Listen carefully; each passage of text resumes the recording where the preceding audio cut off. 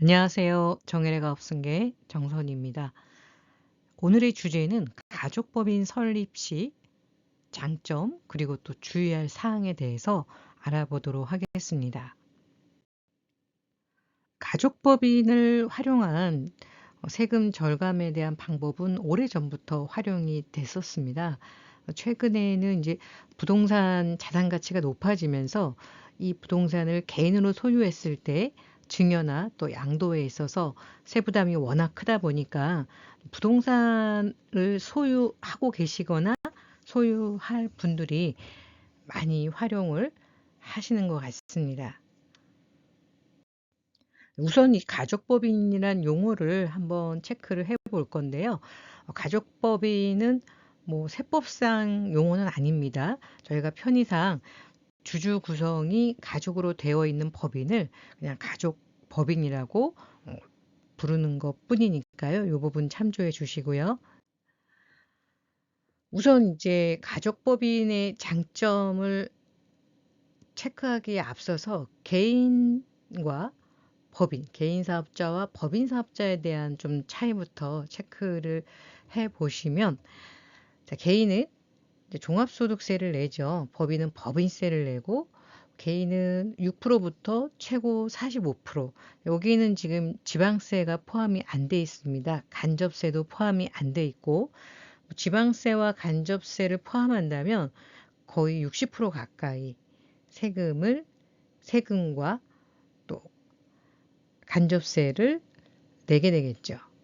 법인 같은 경우는 9%에서 24%, 물론 여기 최대 24%라고 써놓기는 했지만 24%를 내는 회사는 뭐 대기업 중에서도 정말 큰 회사들, 법인은 2억까지는 9%고 2억 초과분부터 200억까지 19%이기 때문에 대부분의 중소기업은 바로 이 19%에 해당이 됩니다.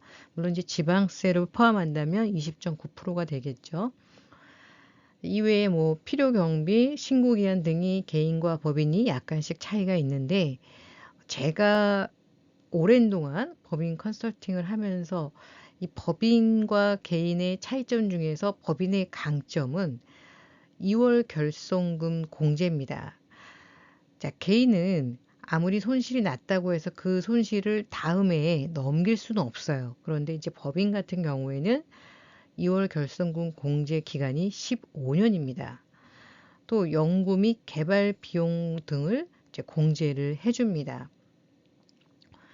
자, 이 부분에 있어서도 물론 이제 개인 사업자도 뭐 연구 및 개발 비용을 공제를 못하는 것은 아니지만 법인이 이 부분을 활용하기에 훨씬 더 용이합니다. 다음은 제가 가장 이제 법인의 장점이라고 생각하는 부분인데 바로 이제 재투자 부분이에요.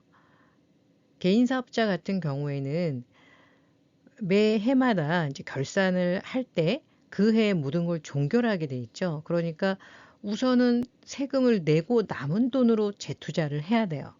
그런데 이제 법인 같은 경우에는 세금을 내고 남은 걸로 재투자를 한다는 거는 같지만 개인과 법인은 세율의 차이가 있기 때문에, 예를 들어서 개인 사업자가 순이익이 10억이고 법인 사업자가 순이익이 10억이라고 가정을 한다면 개인은 앞서 말씀드린 것처럼 50% 이상을 세금으로 내게 되죠.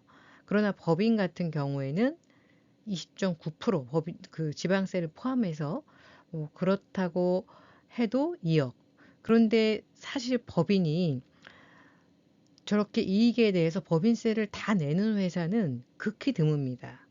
왜냐하면 중소기업들은 뭐 갖가지 세공제, 세감면들이 있습니다. 이런 부분들을 적극적으로 활용을 한다면 실제 이익이 있다 하더라도 법인세는 상당 부분 줄어들 수밖에 없어요. 그러면 뭐 2억보다 더 낮은 뭐 10%대가 되겠죠. 나머지 9억 가까운 돈을 재투자를 할 수가 있습니다. 재투자 금액이 거의 2배가량 차이가 나죠. 자, 이런 부분에서 법인이 유리한 부분이 있습니다. 물론 이 부분만 갖고서는 유리하다고 할 수가 없는 게, 일단 법인에서 이렇게 재투자를 잘해서 이익이 많이 남았을 때 이것을 이제 개인화하는 과정에서 별도의 세금이 또 발생을 해요. 뒷부분에서 다시 정리해 드리겠지만, 뭐 개인이 좋으냐 법인이 좋으냐 어떤 게 더 좋다고 이야기할 수는 없습니다. 우리 회사 이익의 규모가 비교적 크다면 그것은 법인으로 가져가서 낮은 법인세율로 세금을 일단 납부를 하고요. 더 큰 금액으로 재투자의 기회를 얻고, 추후에 그 이익이 극대화됐을 때 개인화하는 과정에서 전략이 필요한 거죠. 그러면 가족법인의 장점에 대해서 구체적으로 보도록 할 건데요. 일단은 이제 가족법인이라 그랬잖아요. 그럼 앞에서 말씀드린 법인의 장점은 다 가지고 가는 겁니다. 그 법인의 장점 플러스 가족 구성원이 주주가 되다 보니까 첫 번째, 자연스러운 이제 증여 효과가 있어요. 실제 증여는 하지 않았는데, 증여를 하지 않았다는 건 증여세를 안 냈다는 의미겠죠. 그럼에도 불구하고 실제로는 증여의 효과가 있다는 겁니다. 예를 들어서 우리가 자본금 1억짜리 회사를 설립을 합니다. 이런 경우에 지금 이 표대로 한다면 본인, 여기서는 이제 뭐 대부분 이제 부모님이 되겠죠. 자, 본인 20%, 배우자 20%, 자녀를 60%로 했어요. 1억이면 2천만 원, 2천만 원, 6천만 원이겠죠. 그런데 이 기업이 성장을 함에 따라 10년, 20년이 지나간다면 뭐 자본금 1억인 회사가 10억이 될 수도 있고 100억이 될 수도 있죠. 그렇다면 우리 자녀가 설립할 때 6천만 원의 투자를 했는데 회사가 성장함에 따라서 이게 6천이 아니라 6억이 될 수도 있고 60억이 될 수도 있다는 겁니다. 다시 말해서 지분만큼 자산의 증가 효과가 있으니까 그 증가분만큼 증여의 효과가 있다는 거죠. 이건 뭐 기업이면서 또 이제 뭐 부동산 법인들도 마찬가지겠죠.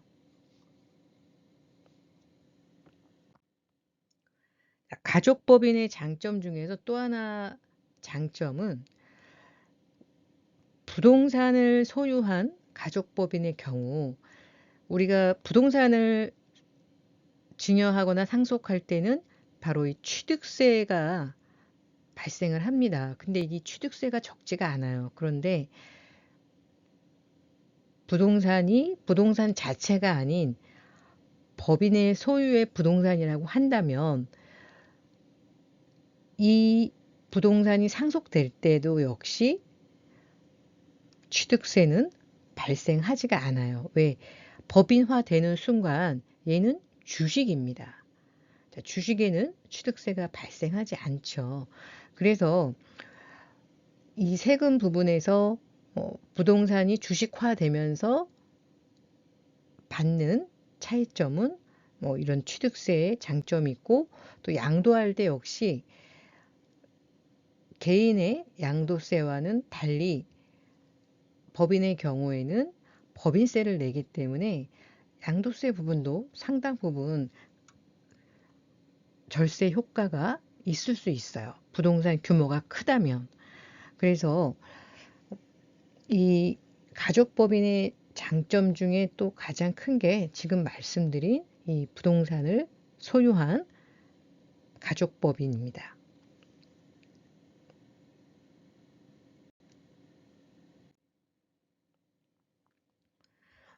앞에서 이제 가족법인의 장점에 대해서 말씀을 드렸는데요.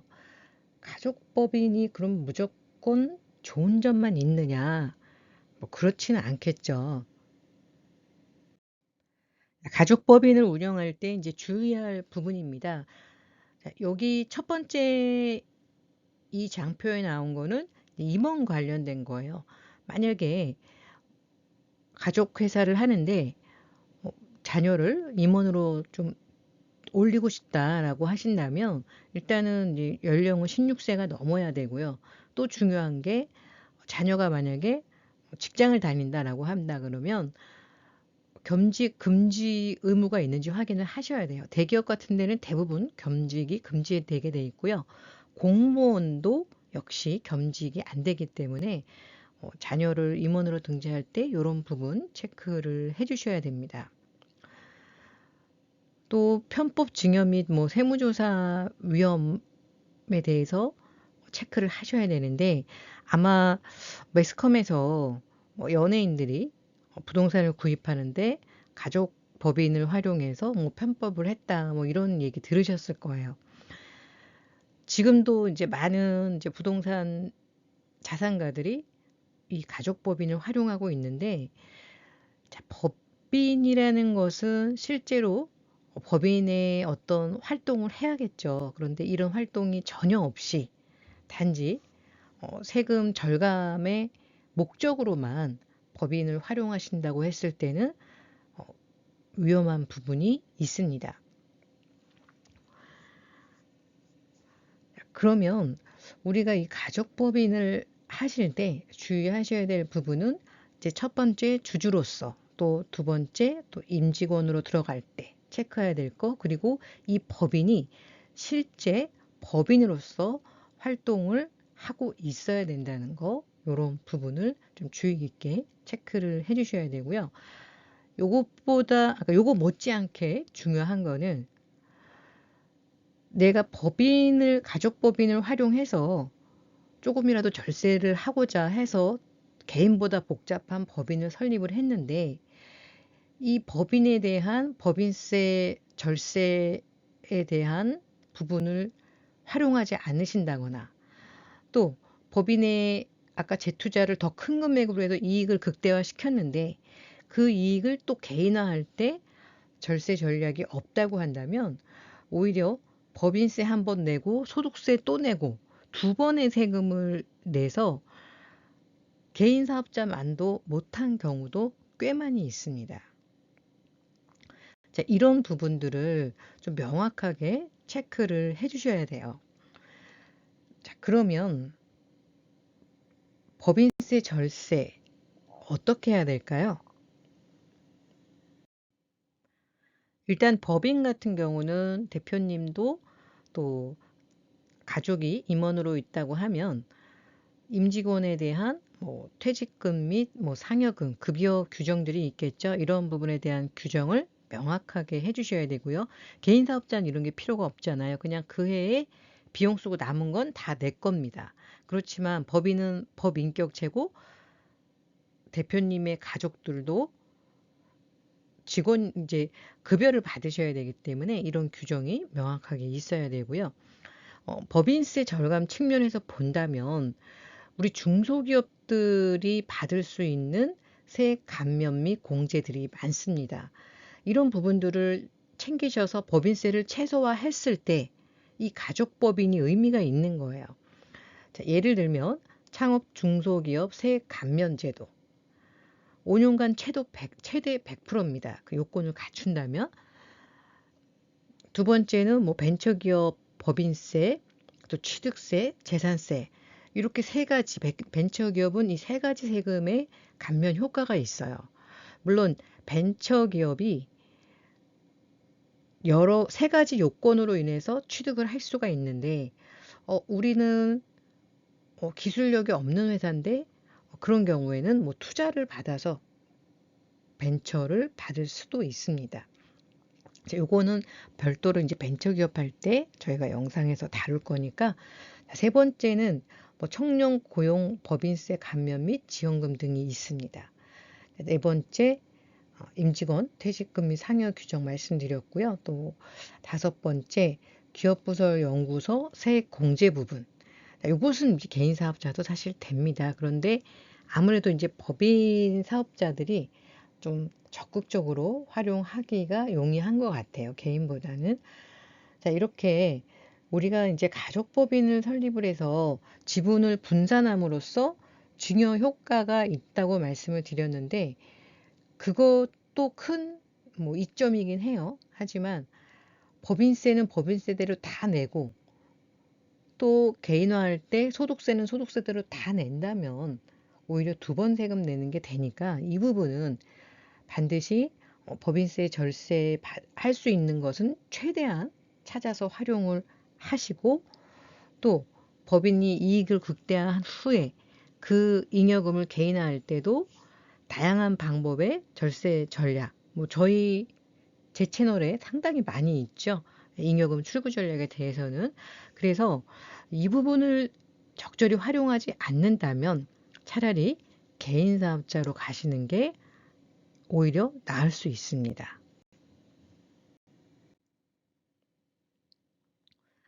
그래서 다음 영상에서는요, 자녀법인을 활용한 자산 이전 전략을 좀 구체적으로 한번 살펴볼 거예요. 자녀법인의 꽃은 상속 증여세를 줄일 수 있다는 거잖아요. 그래서 이 부분을 가장 효과적으로 할 수 있는 방법, 그냥 법인만 세워놓고 활용을 하지 않으면 절세 효과가 전혀 없습니다. 자, 이 부분 구체적으로 다음 시간에 좀 다뤄보도록 하겠습니다. 오늘 영상 도움이 되셨다면 구독, 좋아요, 알림 설정 부탁드리고요. 알림 설정을 해 놓으시면 아까 예고해 드렸던 자녀법인을 활용한 절세 전략에 대해서 가장 먼저 알림을 받을 수 있습니다. 감사합니다.